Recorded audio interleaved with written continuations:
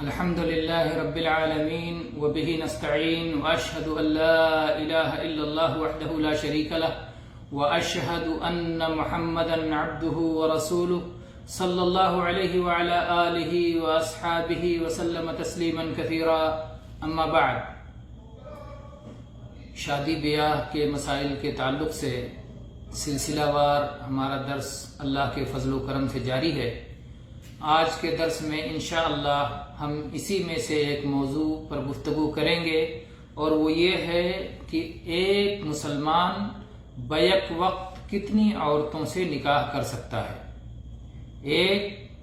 مسلمان بیک وقت کتنی عورتوں سے نکاح کر سکتا ہے.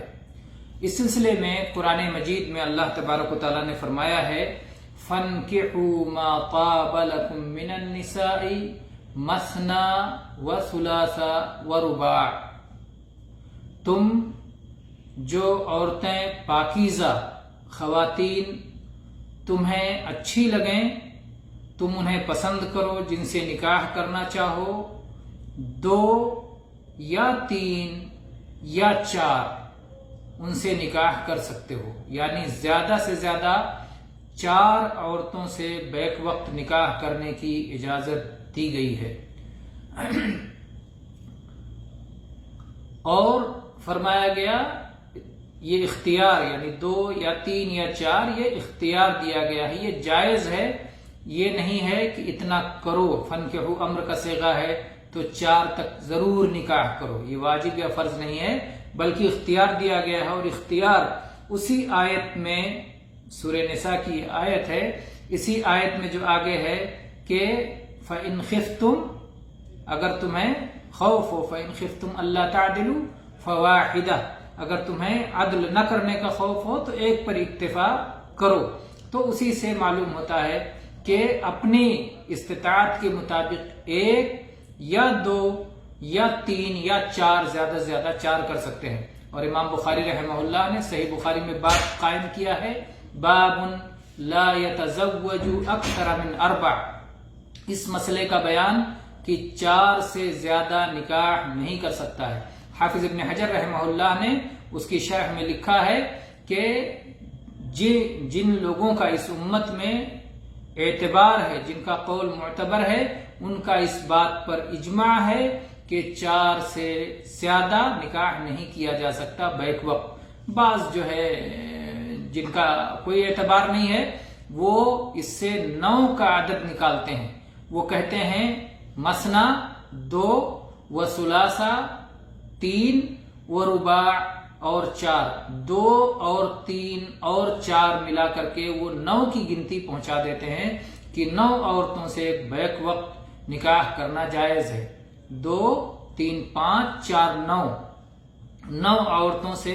بیک وقت نکاح کرنا جائز ہے. اور پھر اس کے بعد اپنے اس استدلال کو مضبوط کرتے ہیں کہ نبی کریم صلی اللہ علیہ وسلم نے بھی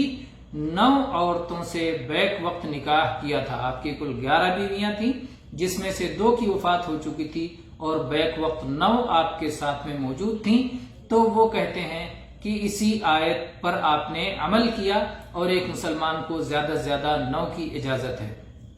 تو یہ ہر اعتبار سے غلط ہے. ایک تو آیت کا فہم قرآن پاک کو قرآن پاک ہی سے ملا کر کے اگر دیکھا جائے تو یہ فہم مردود ٹھہرتا ہے، کیونکہ اللہ تعالیٰ نے فرشتوں کے بارے میں فرمایا اُلی اجنحۃ مثنیٰ و ثلاث و رباع کہ فرشتے بازو والے ہیں، 2 بازوؤں والے، 3 بازوؤں والے اور 4 بازوؤں والے. اس کا یہ مقصد نہیں ہے کہ ہر فرشتہ 9 بازو والا ہے، بلکہ مقصد یہ ہے کہ کوئی فرشتہ 2 بازوؤں والا ہے، کوئی فرشتہ 3 پروں والا ہے اور کوئی فرشتہ 4 پروں والا ہے. یہ مقصود ہے، نہ کہ سب کو ملا کر کے اکٹھا جوڑ دیا جائے جیسا کہ ان لوگوں نے استدلال کیا ہے. اور پھر جہاں تک نبی کریم صلی اللہ علیہ وسلم کی بات ہے تو یہ آپ کی خصوصیات میں سے ہے. اور اس خصوصیت کو بھی اگر سمجھا جائے تو سچ پوچھئے تو اسلام سے پہلے اسلام میں احکام دھیرے دھیرے آئے ہیں، دھیرے دھیرے اصلاح کی گئی ہے. مثال کے طور پر لوگ شراب پیتے تھے، شراب کی حرمت دھیرے دھیرے نازل ہوئی. اسی طرح سے عرب میں کثرت کے ساتھ نکاح کا رواج تھا. لوگ نکاح کیا کرتے تھے، تو اس وقت تک نکاح کے مسئلے میں بھی کوئی حکم نہیں آیا تھا، اس کے مطابق نبی کریم صلی اللہ علیہ وسلم بھی نکاح کرتے رہے مختلف دینی اور دنیاوی مصلحتوں کے مد نظر، اور مسلمانوں کی اور اسلام کی فوائد اور اجتماعی فوائد کے مد نظر اللہ کے نبی کریم صلی اللہ علیہ وسلم بھی متعدد نکاح کرتے رہے، یہاں تک کہ یہ حکم آ گیا کہ اب 4 عورتوں سے زیادہ کوئی نکاح نہیں کر سکتا۔ باقی مسلمانوں کا جہاں تک معاملہ تھا، تو اگر کوئی مسلمان 4 سے زیادہ نکاح کرتا یا کیے ہوئے تھا تو اس کے لیے یہ حکم ہوا کہ وہ اگر جو ہے 5 یا 6 یا 8 نکاح کیے ہوئے ہیں تو 4 کو اس میں سے اختیار کر لے، باقی کو وہ الگ کر دے اور اس سے کوئی اور نکاح کر لے گا، جیسا کہ ابھی ہم ان احادیث کو پڑھیں گے انشاءاللہ کہ کن احادیث میں پڑھ ہی لیتے ہیں۔ جیسے نبی کریم صلی اللہ علیہ وسلم نے غیلان ابن سلمہ سے جب وہ مسلمان ہوئے اور ان کے پاس 9 بیویاں تھیں تو اللہ کے نبی صلی اللہ علیہ وسلم فرمایا امسک 4 وفارق سائرہن، 4 بیویوں کو رکھ لو اور باقی سے علیحدگی اختیار کر لو، انہیں الگ کر دو۔ یہ صحیح ابن ماجہ میں 1589 نمبر پر ہے، سنن ترمذی میں 1138 نمبر پر اور سنن ابن ماجہ میں 1953 نمبر پر ہے۔ اسی طرح سے قیس ابن حارث سے متعلق حدیث ہے، وہ کہتے ہیں کہ میں مسلمان ہوا اور میرے پاس 8 بیویاں تھیں، تو اللہ کے نبی کریم صلی اللہ علیہ وسلم کے پاس میں آیا اور میں نے اپنا مسئلہ رکھا کہ اللہ کے نبی، اسلام میں صرف 4 عورتوں سے بیک وقت نکاح کی اجازت ہے اور میرے پاس 8 بیویاں ہیں، تو میں کیا کروں؟ اللہ کے نبی صلی اللہ علیہ وسلم نے فرمایا کہ 4 کو اس میں سے منتخب کر لو، 4 کو اختیار کر لو اور باقی کو الگ کر دو۔ تو یہ حدیث بھی جو ہے صحیح ابن ماجہ میں 1588 نمبر پر ہے اور سنن نبی داؤد میں 224 نمبر پر ہے اور سنن ابن ماجہ میں 1952 نمبر پر ہے۔ تو یہ تھا باقی مسلمانوں کا معاملہ کہ اگر ان کے پاس 4 سے زائد بیویاں تھیں تو انہیں حکم تھا کہ ان کو وہ الگ کر دیں اور ان سے کوئی اور نکاح کر لے۔ نبی کریم صلی اللہ علیہ وسلم چونکہ امت کے لیے والد کی حیثیت رکھتے ہیں اور ایمانی بھائی بھی ہیں، اور آپ کی بیویاں امت کے لیے ماں ہیں، جیسا کہ قرآن پاک میں نہایت صراحت کے ساتھ آیا ہے وَأَزْوَاجُهُ أُمَّهَاتُهُمْ، کہ آپ کی بیویاں امت کے لیے ماں کا درجہ رکھتی ہیں، اس لیے کسی مسلمان کے لیے یہ جائز نہیں ہے کہ آپ کی بیویوں سے نکاح کرے۔ قرآن پاک میں یہ بھی بات صراحت کے ساتھ آئی ہے وَلَا أَن تَنْكِحُوا أَزْوَاجَهُ مِن بَعْدِهِ أَبَدًا، نبی کریم صلی اللہ علیہ وسلم کی بیویوں سے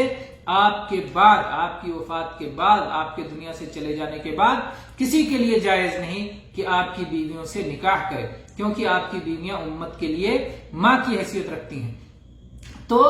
اگر آپ صلی اللہ علیہ وسلم پر بھی یہ حکم لاگو ہوتا کہ آپ بھی 4 کو رکھیں بقیہ کو طلاق دے دیں، تو ظاہر بات ہے ان عورتوں کا کیا ہوتا، جبکہ وہ کسی سے نکاح نہیں کر پاتی تو بلا جوڑے کے وہ باقی رہتی، اور ظاہر بات ہے اللہ کے عدل اور اللہ کے فضل اور اللہ کے لطف و کرم سے یہ بات بہت بعید ہے کہ اللہ تعالیٰ کوئی ایسا فیصلہ نافذ کرے جس میں اللہ کے بندوں کے لیے نقصان ہو۔ تو اس لیے اللہ کے نبی کریم صلی اللہ علیہ وسلم کو کہا گیا کہ جو آپ نکاح کر چکے ہیں اب اس پر باقی رہیں، اب آپ آگے نکاح نہیں کر سکتے۔ اللہ کے نبی صلی اللہ علیہ وسلم پر یہ پابندی لگا دی گئی لا يحل لك النساء من بعد ولا ان تبدل بهن من ازواج، کہ اب آج کے بعد آپ نئے نکاح نہیں کر سکتے ہیں، جو آپ نے کر لیا اور آپ ان کو بدل کے بھی چاہیں کسی اور سے نکاح کر لیں، کسی ایک کو طلاق دے دیں، کسی کو دوسرے سے نکاح کر لیں، یہ بھی اب آپ کے لیے جائز نہیں ہے۔ جبکہ بقیہ مسلمانوں کے معاملے میں ایسا نہیں ہے،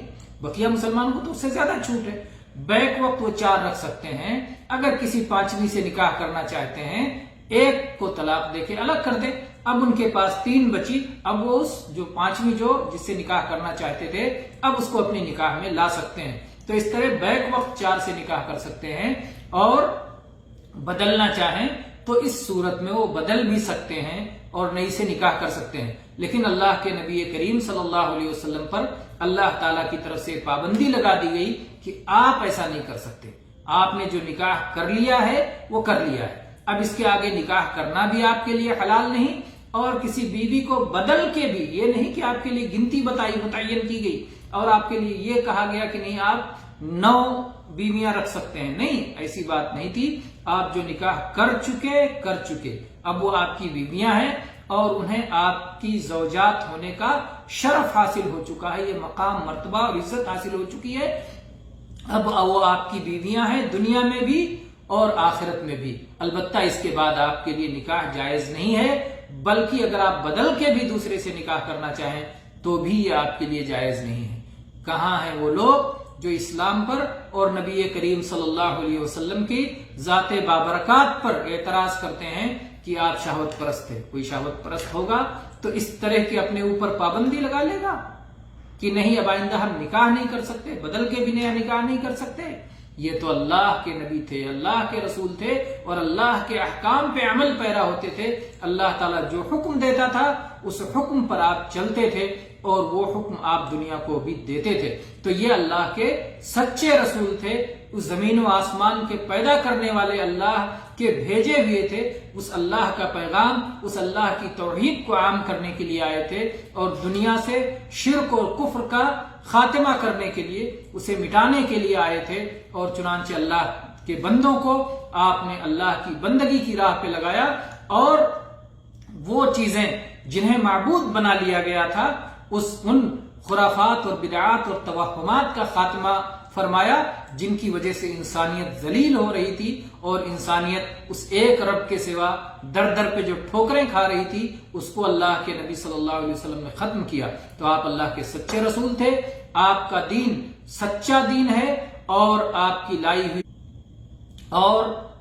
لائی ہوئی شریعت اس دنیا کی شریعتوں میں، قوانین میں سب سے زیادہ پاکیزہ شریعت ہے. اسی پر ہمیں مرنا چاہیے، اسی پر جینا چاہیے اور اسی پر اللہ تعالیٰ سے، رب کریم سے ہمیشہ دعا گو رہنا چاہیے کہ اے اللہ اسی پر ہمیں زندہ رکھ، سلامت رکھ اور اسی پر ہمیں وفات عطا فرما اور اپنے فضل و